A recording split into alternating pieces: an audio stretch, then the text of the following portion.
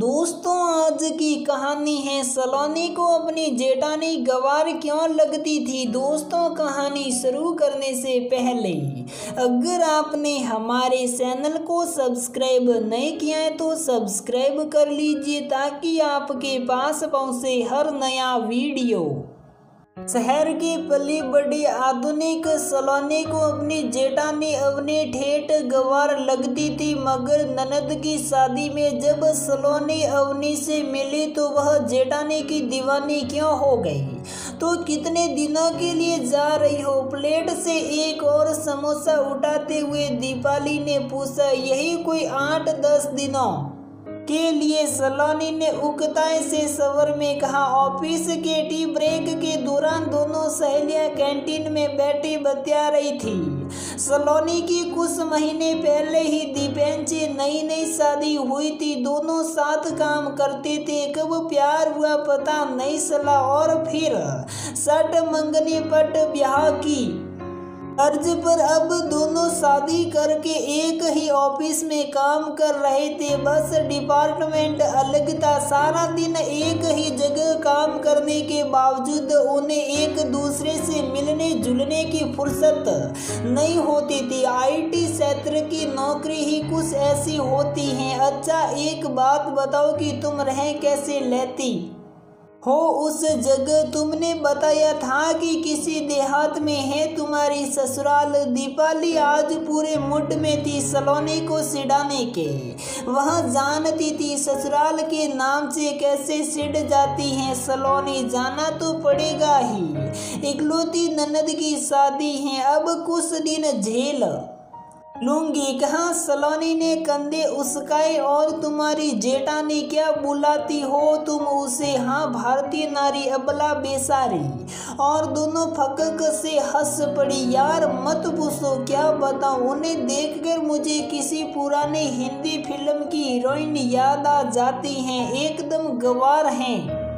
गंवार हाथ भर भर चूड़ियां, मांग सिंदूर से पुती और सिर पर हर वक्त पल्लू टिकाए घूमती हैं। कौन रहता है आज के जमाने में इस तरह?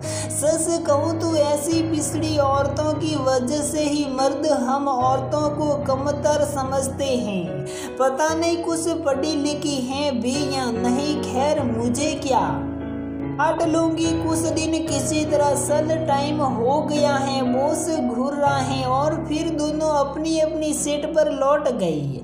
सलोनी शहर में पली बड़ी आधुनिक लड़की थी। दीपेन से शादी के बाद जब उसे पहली बार अपने ससुराल जाना पड़ा तो उसे वहां की कोई चीज पसंद नहीं आई। उसे पहले कभी किसी गांव में रहने का अवसर नहीं मिला था। 2 दिन में ही उसका जी उब गया उस ठेठ परिवेश में।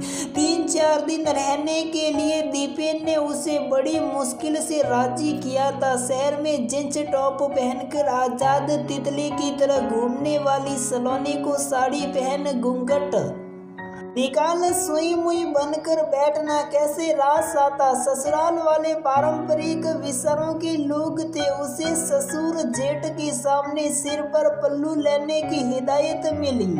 सलोनी की सास पुरातन पंथी थी, मगर जेठानी अवनी बहुत सुलझी हुई थी। छोटी ननद गोरी नई भाभी के आगे पीछे घूमती रहती थी। सलोनी गांव की औरतों की सरलता देख हैरान होती। वह खुद दिल की बुरी नहीं थी, मगर न जाने क्यों पारंपरिक औरतों के बारे में उसके विचार कुछ अलग थे। सिर्फ घर गृहस्थी तक सीमित रहने वाली ये औरतें उसकी नजरों में एकदम गंवार थी। शहर में अपनी नई अलग गृहस्थी बसाकर सलोनी खुश थी। यहाँ सास ननद का कोई झंझट नहीं था। जो जी में आता वह करती, कोई रोकने टोकने वाला नहीं था।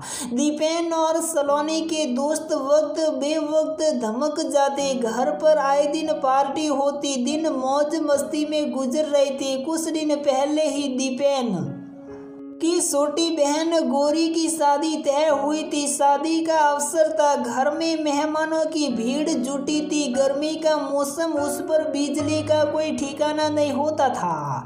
हाथ पंखे से हवा करते करते सलोनी का दम निकला जा रहा था। एयर कंडीशन के वातावरण में रहने वाली सलोनी को सिर पर पल्लू रखना भारी लग रहा था। गांव के इन पुराने रीति रिवाजों से उसे कोफ्त होने लगी। एकांत मिलते ही सलोनी का गुस्सा फूट पड़ा। कहाँ ले आए तू मुझे दीपेन, मुझसे नहीं रहा जाता ऐसी भीड़ जगह में, ऊपर से सिर पर हर वक्त ये पल्लू रखो। इससे तो अच्छा होता मैं यहाँ आती ही नहीं। धीरे बोलो सलोनी यार, कुछ दिन एडजस्ट कर लो प्लीज। गौरी की शादी के दूसरे ही दिन हम चले जाएंगे। दीपेंद्र ने उसे आश्वस्त करने की कोशिश की। सलोनी ने बुरा सा मुंह बनाया। बस किसी तरह शादी निपट जाए तो उसकी जान छूटे। घर रिश्तेदारों से भरा था, इतने लोगों की जिम्मेदारी घर की बहुओं पर थी। सलोनी को रसोई के कामों का कोई तजुर्बा नहीं था। घर के काम करना उसे हमेशा है लगता था। अपने मायके में भी उसने कभी माँ का हाथ नहीं बटाया था। ऐसे में ससुराल में जब उसे कोई काम सौंपा जाता तो उसके पसीने छूट जाते। जेठानी अपनी उम्र में कुछ ही साल बड़ी थी, मगर पूरे घर की जिम्मेदारी उसने हंसी खुशी उठा रखी थी। घर के सब लोग हर काम के लिए अवनी पर निर्भर थे। हर वक्त सबकी जुबान पर अवनी का नाम होता। सलोनी भी उस घर की बहू थी, मगर उसका वजूद अवनी के सामने जैसे था ही नहीं। और सलोनी भी ये बात जल्दी समझ गई थी। घर के लोगों में अवनी के प्रति प्यार दुलार देखकर सलोनी के मन में जलन की भावना आने लगी कि आखिर वह भी तो उस घर की बहू है, तो फिर सब अवनी को इतना क्यों मानते। भाभी मेरी शर्ट का बटन टूट गया है, जरा टाँक दो। बाथरूम से नहाकर निकले दीपेंद्र ने अवनी को आवाज दी। सलोनी रसोई के पास बैठी मटर सील रही थी।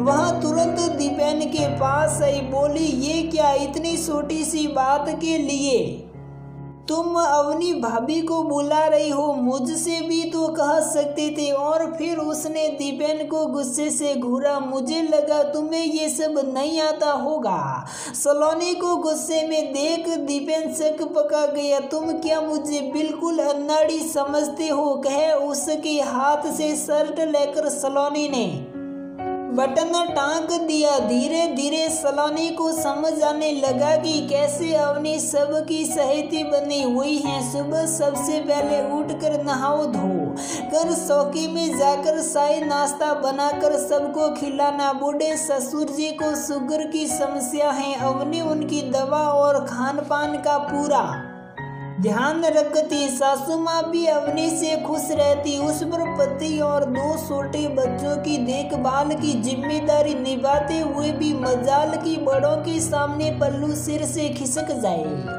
सुबह से शाम तक एक पैर पर नाचती अवनी सबकी जरूरतों का ख्याल बड़े प्यार से रखती। घर आए रिश्तेदार भी अवनी को ही तरजीह देते। सलोनी जैसे एक मेहमान की तरह थी। उस घर में अवनी का हर वक्त मुस्कुराते रहना सलोनी को दिखावा लगता। वह मन ही मन कूदने लगी थी अवनी से। घर में पहली मौजूदगी दर्ज कराने के लिए अब सलोनी हर काम में घुस जाती थी, चाहे वह काम करना उसे आता हो या नहीं। और इस चक्कर में गड़बड़ कर बैठती, जिससे उसका मूड और बिगड़ जाता। ठीक है, मुझे क्या, यही 1600 का इन गंवार औरतों को ही सुबह देता है। कभी कॉलेज की शक्ल भी नहीं देखी होगी, शायद 2 पैसे कमा कर दिखाए तब पता चले। सलोनी मन ही मन खुद को तसल्ली देती। उसे अपनी काबिलियत पर गुमान था। सलोनी के हाथ से अचार का बर्तन गिरकर टूट गया। रसोई की तरफ आती अवनी फिसल कर गिर पड़ी और उसके पैर में मौस आ गई। घर वाले दौड़े चले आए। अवनी को चारपाई पर लिटा दिया गया। सब उस की तीमारदारी में जुट गई। उसे आराम करने की सलाह दी गई। उसके बैठ जाने से सारे काम बेतरतीब होने लगे। बड़ी बुआ ने सलोनी को रसोई के काम में लगा दिया। सलोनी इस मामले में कोरा घड़ा थी। खाने में कोई ना कोई कमी रह जाती, सब नुक्स निकाल कर खाते। अवनी सलोनी की स्थिति समझती थी। वह पूरी कोशिश करती उसे हर काम सिखाने की, पर अभ्यास न होने से जिन कामों में अवनी माहिर थी उन्हें करने में सलोनी घंटों लगा देती। मजली बुआ ने मिट्टी में फिरनी खाने की फरमाइश की तो सलोनी को फिरनी पकाने का हुक्म मिला। उसके पास इतना धैर्य कहाँ था कि खड़े खड़े कलसी घुमाती, तेज आंच में पकती फिरनी पूरी तरह जल गई। अरे कुछ आता भी है क्या तुम्हें? पहले कभी घर का काम नहीं किया? सारे रिश्तेदारों के सामने मजली बुआ ने सलोनी को आड़े हाथों लिया। मारे शर्म के सलोनी का मुंह लाल हो गया। उसे सच में नहीं आता था तो इसमें उसका क्या दोष था? बुआ जी, सलोनी ने ये सब कभी किया ही नहीं है पहले, वैसे भी ये नौकरी करती हैं, समय ही कहाँ मिलता है ये सब सीखने का। इसे आपके लिए फिरनी मैं फिर कभी बना दूंगी। अवनी ने सलोनी का रोमांचा सहरा देखा तो उसका मन पसीज गया। ननद गौरी की शादी धूमधाम से निपट गई। रिश्तेदार भी एक एक कर चले गए। अब सिर्फ घर के लोग रह गए थे। अवनी के मधुर व्यवहार के कारण सलोनी उससे घुल मिल गई थी। अवनी उसके हर काम में मदद करती। 2 दिन बाद उन्हें लौटना था। दीपेन ने ट्रेन के टिकट बुक करा दिए। एक दिन दोपहर में सलोनी पुराना एल्बम देख रही थी। एक फोटो में अवनी सिर पर काली टोपी लगाए काला सोगा पहने थी। फोटो शायद कॉलेज के दीक्षांत समारोह का था। उस फोटो को देखकर सलोनी ने दीपेन से पूछा, ये अवनी भाभी है ना? हाँ, ये फोटो उनके कॉलेज का है। भैया के लिए जब उनका रिश्ता आया था तो यही फोटो भेजा था उनके घर वालों ने। कितनी पढ़ी लिखी है अवनी भाभी? सलोनी हैरान थी। अवनी भाभी MA हैं। वे तो नौकरी भी करती थी। उन्होंने PhD भी की हुई है। शादी के कुछ समय बाद माँ बहुत बीमार पड़ गई थी। बेचारी भाभी ने कोई कसर नहीं रखी उनकी तीमारदारी में, अपनी नौकरी तक छोड़ दी। अगर आज माँ ठीक है तो सिर्फ भाभी की वजह से। तुम जानती नहीं सलोनी, भाभी ने इस घर के लिए बहुत कुछ किया है। वे चाहती तो आराम से अपनी नौकरी कर सकती थी, मगर उन्होंने हमेशा अपने परिवार को प्राथमिकता दी। सलोनी जिस अवनी भाभी को निपट अनपढ़ समझती रही वह इतने काबिल होगी इसका तो उसे अनुमान भी नहीं था। पूरे घर की धुरी बनकर परिवार संभाले हुए अवनी भाभी ने अपनी शिक्षा का घमंड दिखाकर कभी घर गृहस्थी के कामों को छोटा नहीं समझा था। सलोनी को अपनी सोच पर गलानी होने लगी। उसने आधुनिक कपड़ों और रहन सहन को ही शिक्षा का पैमाना माना था। अरे भाई, कहाँ हो तुम लोग? बेटू के स्कूल के प्रोग्राम में चलना नहीं है क्या? कहते हुए अवनी भाभी सलोनी के कमरे में आई। हाँ भाभी, बस अभी 2 मिनट में तैयार होते हैं। सलोनी और दीपेन हड़बड़ाते हुए बोले, बेटू को अपनी क्लास के बेस्ट स्टूडेंट का अवार्ड मिला। हर विषय में वह अव्वल रहा था। उसे प्राइज देने के बाद प्रिंसिपल ने जब माँ बाप को स्टेज पर 2 शब्द कहने के लिए आमंत्रित किया तो सकुचाते हुए बड़े भैया बोले, अवनी तुम जाओ, मुझे समझ नहीं आता कि क्या बोलना है। बड़े आत्मविश्वास के साथ माइक पकड़े अवनी भाभी ने अंग्रेजी में अभिभावन की जिम्मेदारियों पर जब शानदार स्पीच दी तो हॉल तालियों की गड़गड़ाहट से गूंज उठा। घर लौटने के बाद दीपेन से सलोनी ने कहा, सुनो, कुछ दिन और रुक जाते हैं यहाँ, लेकिन तुम्हारा तो मन नहीं लग रहा था, इसीलिए तो इतनी जल्दी वापस जा रहे हैं। दीपेन हैरान होकर बोला, नहीं, अब मुझे यहाँ अच्छा लग रहा है। मुझे अवनी भाभी से बहुत कुछ सीखना है। सलोनी उसके कंधे पर सिर टिकाते हुए बोली, वाह तो ये बात है, फिर तो ठीक है। कुछ सीख जाओगी तो कम से कम जला खाना तो नहीं खाना पड़ेगा। दीपेंद्र ने उसे छेड़ा और फिर दोनों हंस पड़े। तो दोस्तों हमारी ये कहानी यहीं पर समाप्त होती है। अगर आपको हमारी ये कहानी पसंद आती है तो वीडियो को लाइक करें, शेयर करें और हमारे चैनल को सब्सक्राइब ज़रूर करें।